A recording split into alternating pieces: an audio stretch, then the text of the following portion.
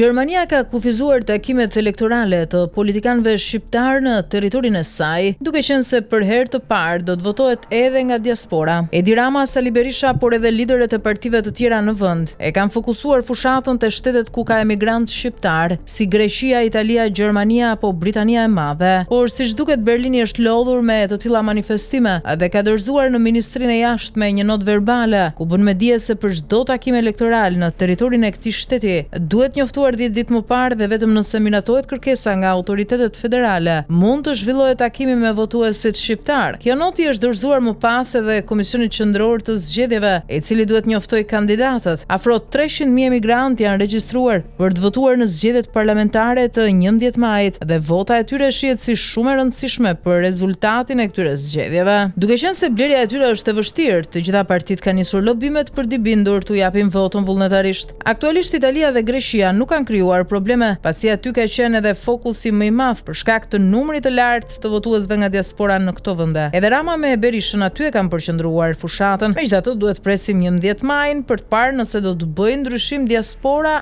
apo jo dhe për kë do ta bëjë.